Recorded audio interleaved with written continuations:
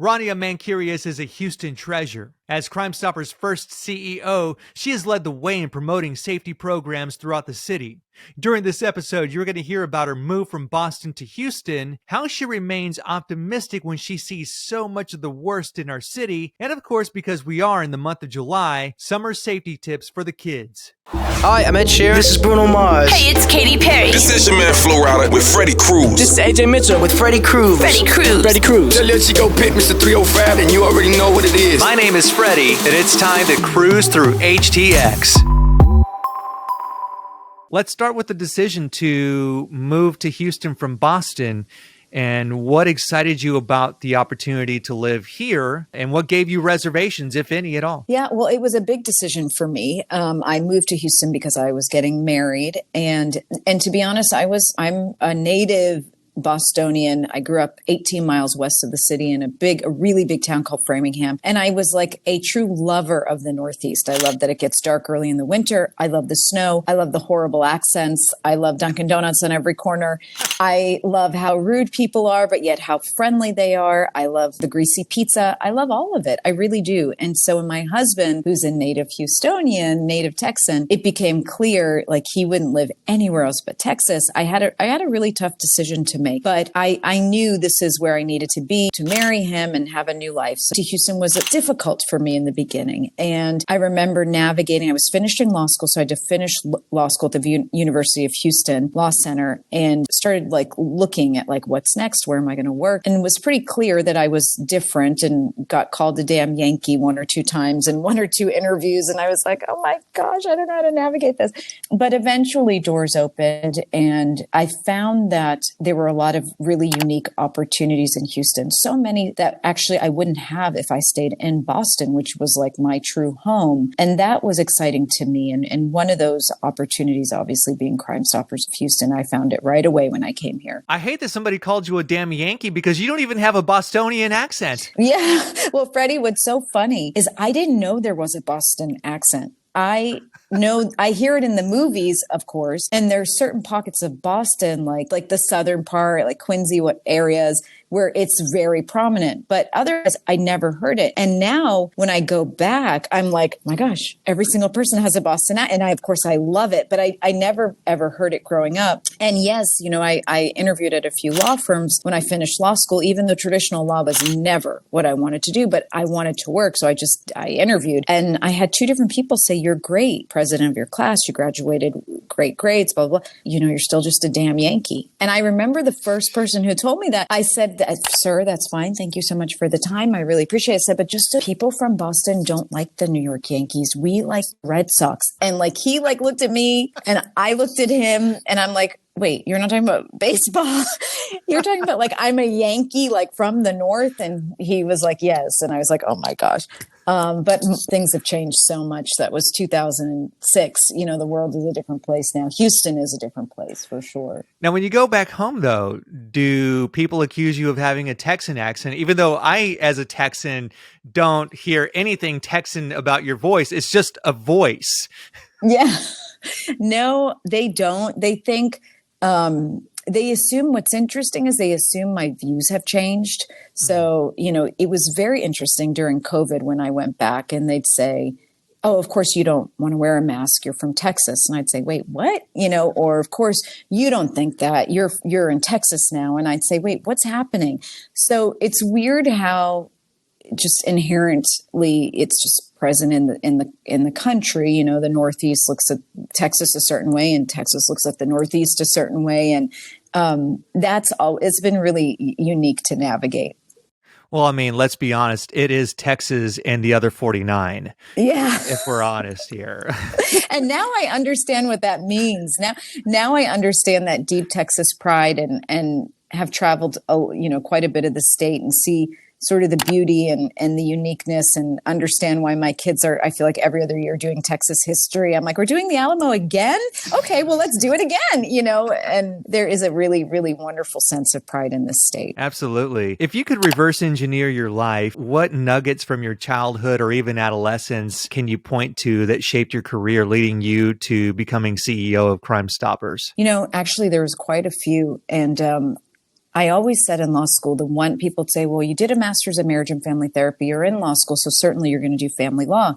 I'd say, no, I don't think I want to do family laws, but I don't know. I said, well, I'll tell you what. I do know that I never want to do crime. I know that for sure. I didn't like criminal law, the class. I didn't take any additional criminal law related classes.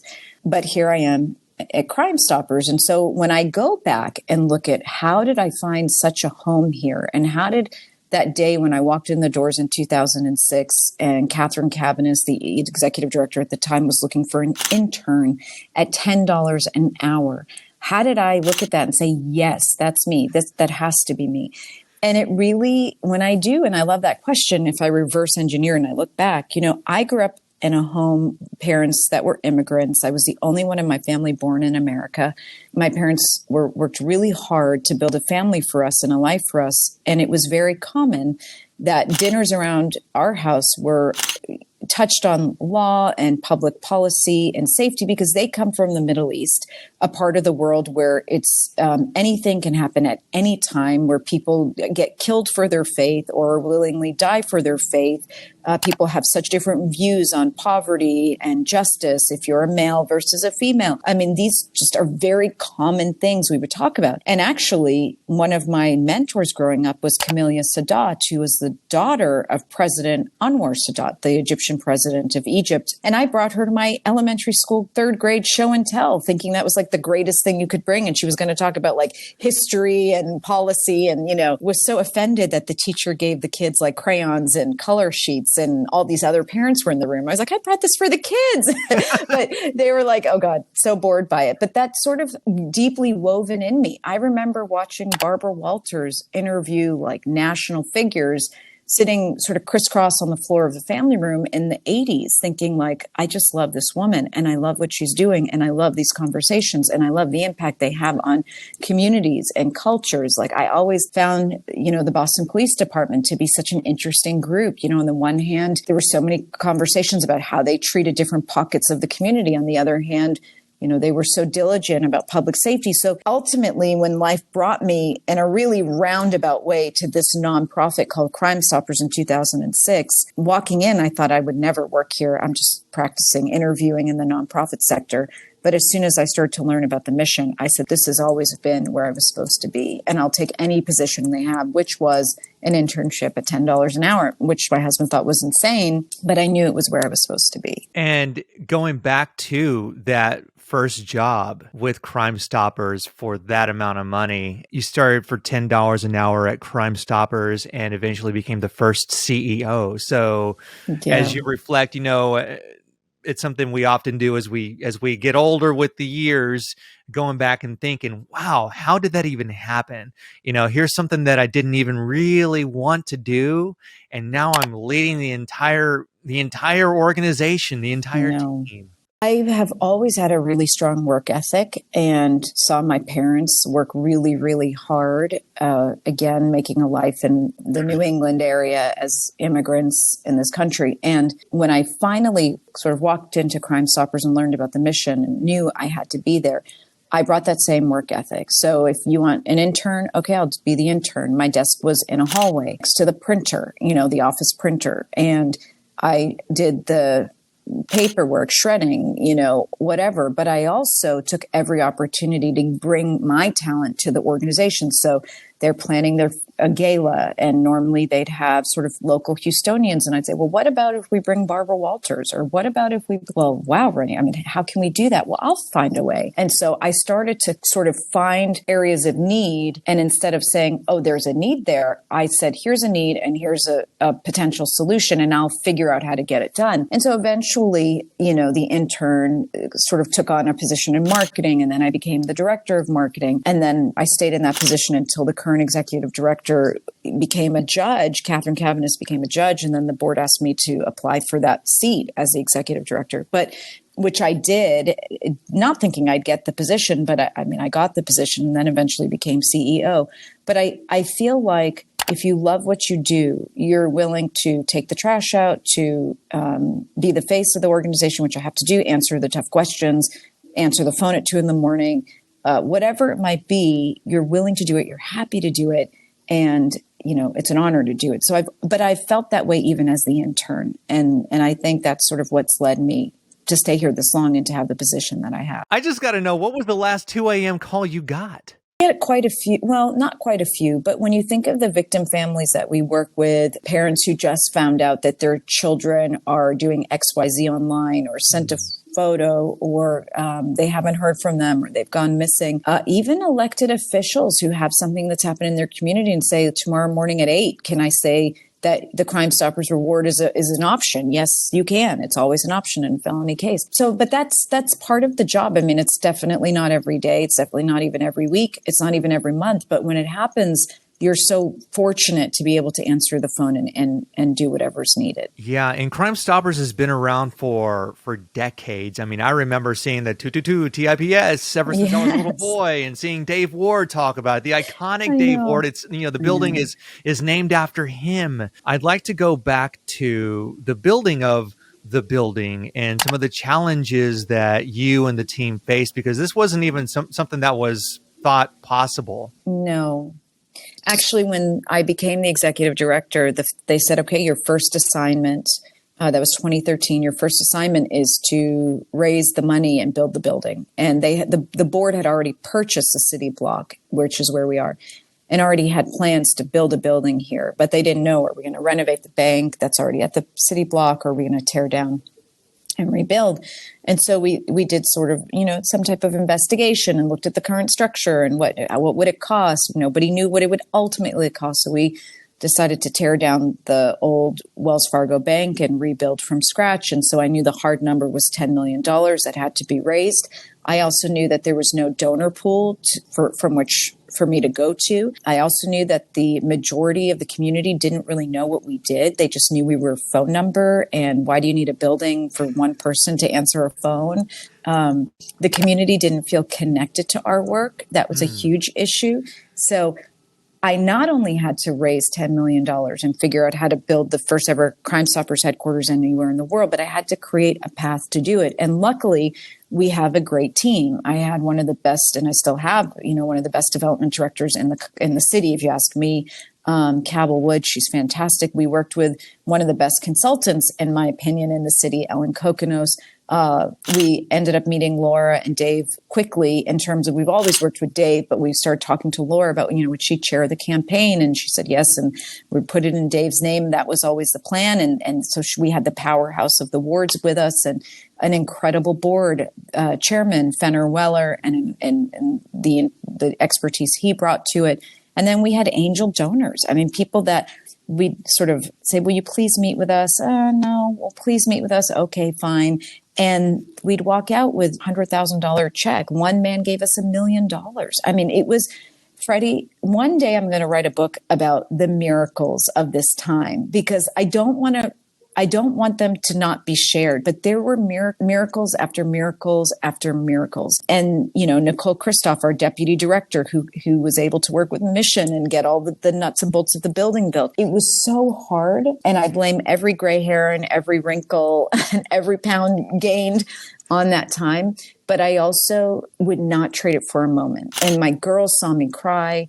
And my girls saw me, frustrated. And then my girls saw me cheer on, and my girls saw the building get built. And it was the greatest experience. There's a lot to unpack there. So I want to go back first to the community not really knowing or feeling connected to the organization. And that hurts, because I literally just said it's been around since I was a kid. I'm 47. I remember seeing Dave literally as the anchor man talking about Crime Stoppers and the iconic logo and the number. And so how were you able to garner that support? And then this lack of disengagement have anything to do with the sort of notion that it's not possible to raise the funds? Yes, the disengagement did. But I remember, telling people, that's okay. I'm going to pray. There's power in prayer. I'm going to pray, and I'm going to work harder.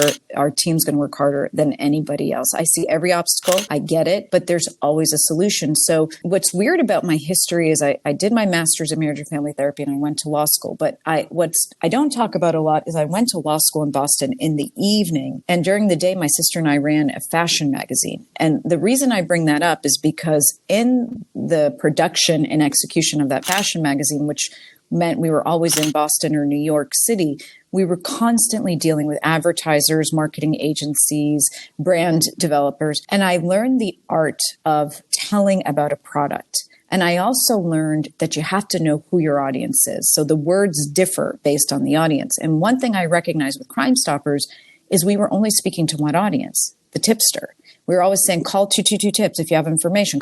Well, the average person is like, I don't have information, therefore you have nothing to do with my life. When I started to realize we needed to be speaking to a different group, yes, we have to always be speaking to the tipsters for sure, but we also have to be talking to the families that we serve through crime prevention education, to the schools, the school communities, because we go into the schools, middle school and high school, making sure kids are safe proactively, to community members, to business owners, to moms who are shopping, to the donors. We created an entire new messaging format. And that was where I started to see sort of the Titanic shift. And yeah, it makes a lot of sense, because in order to stop crime, you should really actually prevent it. And how do you prevent it? By changing the messaging. And how do you change the message? You talk to the people who are directly affected by some of these crimes, the moms, the kids, the dads, the grandparents, who are just, all they want to do is get gasoline at the station, and then boom, they're attacked by some dirtbag. And those stories become everyone's story. Yeah. We saw a change in Houston too, I have to say. Let's say around 2013, crime wasn't what it is now. So yes, you would see the jugging outside of the bank, but it was kind of rare. The smash and grab at the mall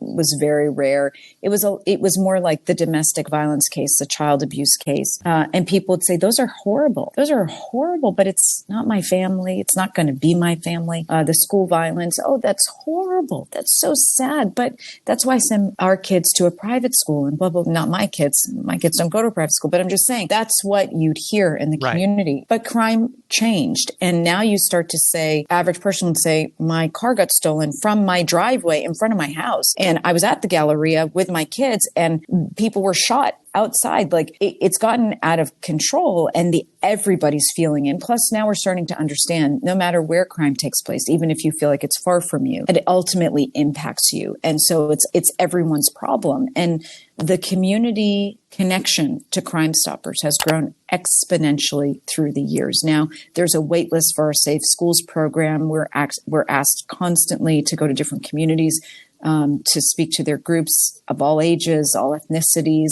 And it's wonderful. I mean, I'm thankful to see that engagement increase. Going back to something that you had mentioned when we were talking about the building of the Crime Stoppers facility, you talked about your kids seeing you happy and sad, and they see the building of the building and the celebration, but they see the opposite side, the struggle of getting it done. I think that is fantastic, because as a parent myself, it's okay for kids to see every end of the spectrum of what their parents are going through, because that tells them that it's okay for them, that life is not always going to be the rainbows and unicorns.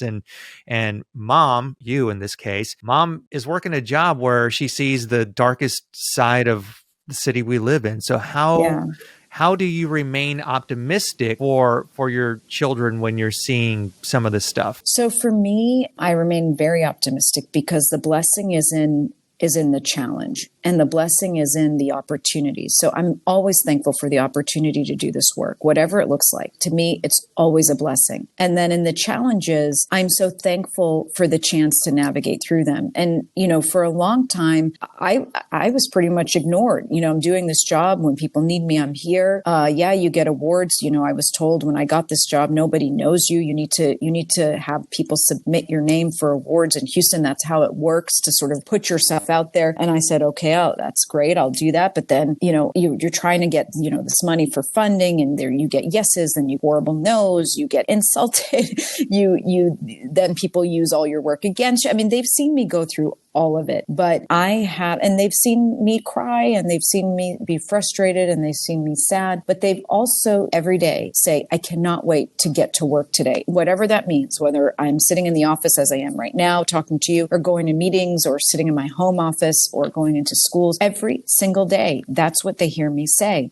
And they'll say, Mommy, what if, people are mean to you today? I say, that's a great opportunity for me to show my character. It's a great opportunity for me to answer when the work is challenged. It's a great opportunity for me to lean on my faith and lean into my faith. Those are things I'm thankful for. And now as my girls get older and sort of they have their own, challenges at school, I see them kind of use those same skills.